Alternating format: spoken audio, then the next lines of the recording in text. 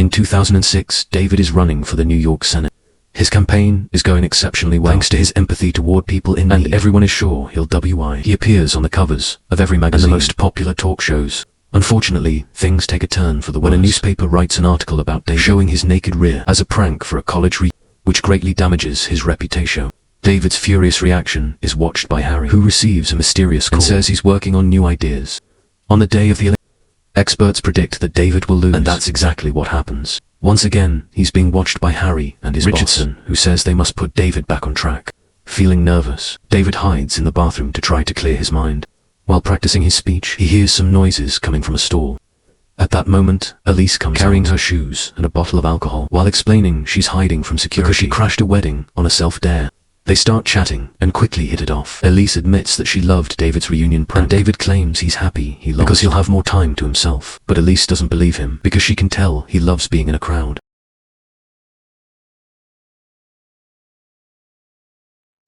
Suddenly, they start kissing very passionately, as if this talk had been enough to fall for each other. The moment is interrupted by campaign manager Charlie, so Elise immediately leaves without giving David a chance to get her contact information because she must run away from the guards. Afterward, David goes out to give his speech, reading what he prepared in advance. However, he stops himself when he realizes he's just saying the usual socially acceptable words and decides his public deserves an authentic reaction. David now talks from his heart, and people quickly start loving him a guy. A month later, Harry meets with who asks him to spill David's coffee on his shirt so he'll miss the bus. David isn't interested in politics anymore and now works as a senior partner in a firm founded by Charlie. Harry falls asleep while waiting at the park, and by the time he wakes up, David is already on the bus. As Harry runs after it, David finds Elise, and they can't believe they're seeing each other a guy. They catch up on each other's lives, and Elise says David should totally run for Senator Guy. Since he's running out of time, Harry makes a movement with his hand, even at this distance, causes David to spill his coffee on Elise's lap.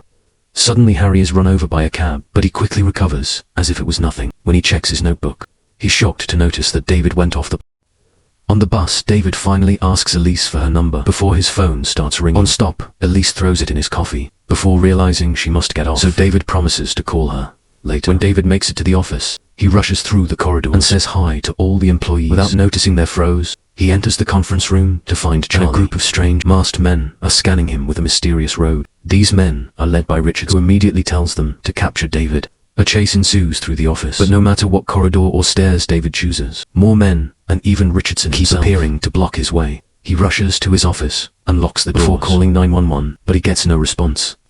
The strange man somehow opened the locked doors and tackled David, holding him down on the floor, while Harry puts him to sleep with chloroform.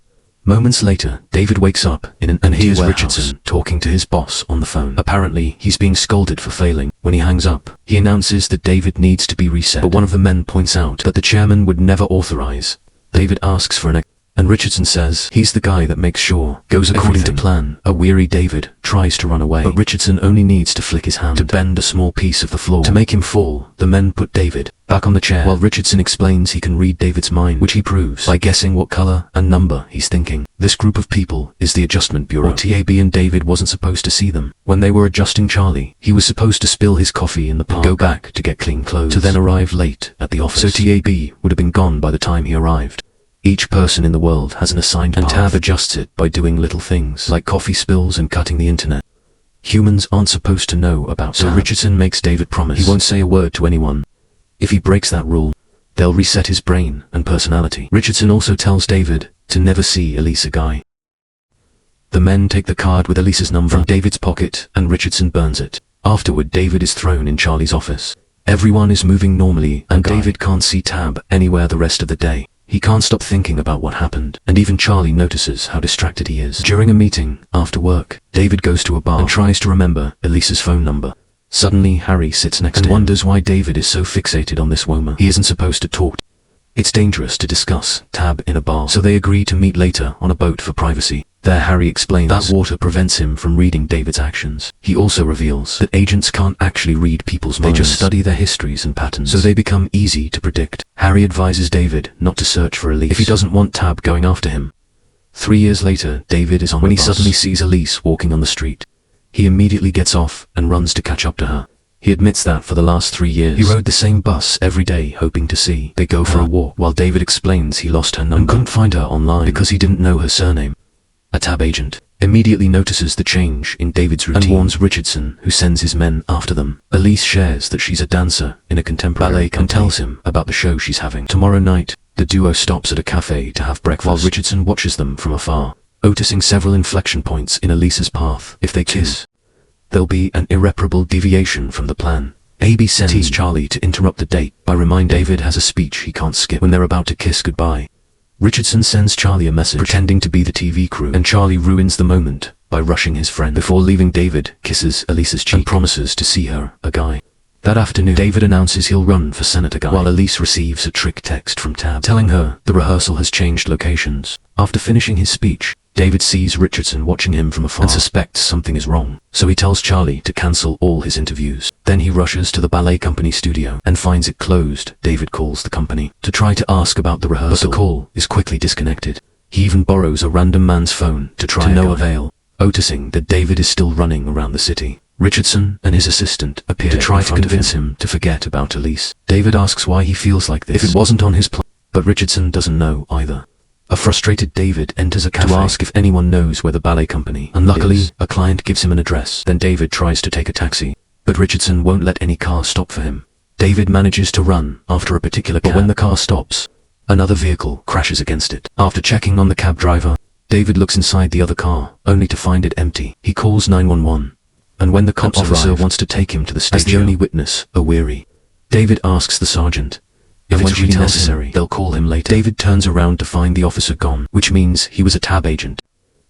David can finally take a cab and pays the driver $100 to drive, while ignoring everything that may appear around them. Even the stoplights, the agents run as fast as they can, using their powers to go through several buildings and locked doors. However, when they make it to the studio, it's too late. David has already seen. Richardson warns him that more powerful people will come before going to the office to meet with his superior. It turns out that Elise and David were meant to be a couple of times in the past decades, but the plan changed in 2005. The remnants of the old plans keep pushing Elise and David together. Richardson looks for Harry to inform him that it wasn't his fault. After all that night, Elise and David have a lot of fun, racing together on the streets, dancing at the club, and sharing stories from their childhoods. The couple then shares and goes home to get dirty.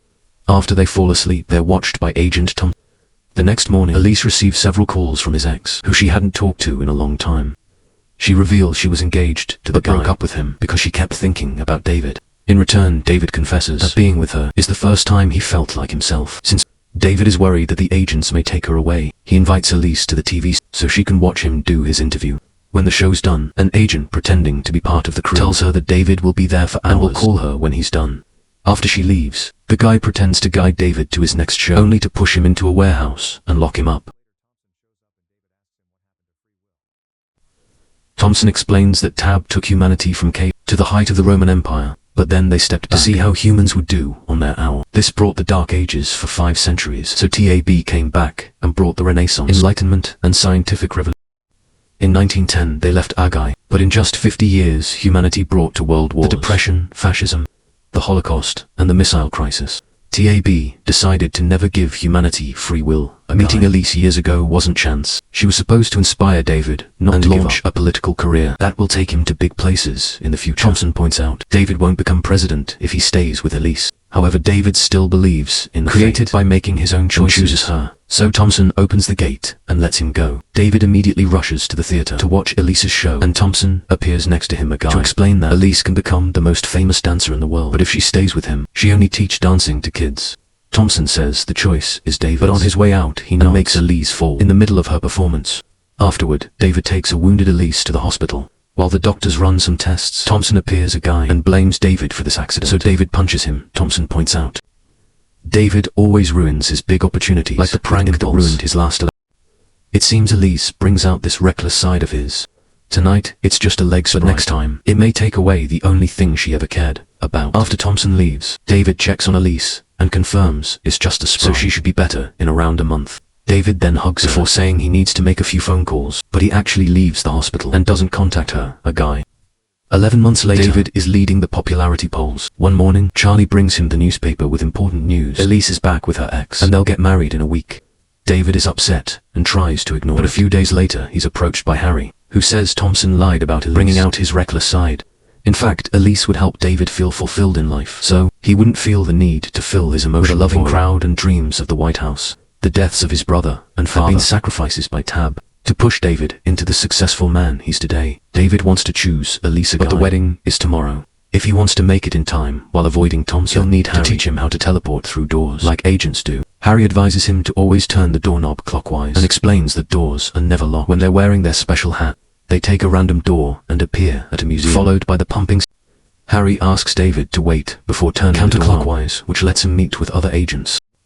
Once those men are gone, Harry teaches David the route he must follow through the door so he can find the one he needs, and reminds him to run from every person wearing a hat, because it may be an agent in disguise. The duo studies all night, and in the morning, Harry gives David wishing him good luck. As soon as David starts crossing doors and running under the rye, Tab loses track of him and sends out a team to find him, moving as fast as possible. David dodges traffic but ends up crashing against people. When he reaches the courthouse, the groom is already waiting for his tour, but worries because Elise hasn't shown up yet. There's a metal detector at the courthouse entrance, so David has to leave his jacket and phone, but he manages to retrieve his hat. After running through several quarters, David finally finds Elise in the bathroom, but she's angry because he abandoned her. At that moment, an agent comes, so David knocks him out with a punch and takes his notebook to show Elise the truth about what happened. He says that he loves her and that he wants to spend his life with her since he's taken off his hat. Tab finds his location and sends the men after him. David makes sure to block and puts on the hat before taking Elise through a door to teleport right into a stadium, which helps her believe his story. The couple runs through many doors all over the city, and when Elise almost has a panic attack, David calms her down and asks her to trust him. As the agents begin chasing after them, the duo goes through another door and Elise freezes in front of the Statue of Liberty. David gives her more details about what's going on and lets her choose if she wants to leave him to never see him, a guy Elise chooses to go with, and they turn the door counterclockwise, which takes them to Tab headquarters. A few agents try to stop them, but David pushes them off before crossing another door and taking the stairs. With the agents still coming after them, they run through endless corridors, rooms, and more stairs until they make it to the roof. At that moment, the agents surround them. So Elise and David "I love you" to each other and share a passionate kiss, which causes all the me except for Thompson to disappear. When Thompson tells them trying to write their own fate won't ever work, Harry shows up with a message for Thompson, reads it and leaves. Then Harry explains that the message was from the Tab leader, known as the chairman. Apparently, he was inspired by the couple's willingness to risk everything, so he rewrote their plan.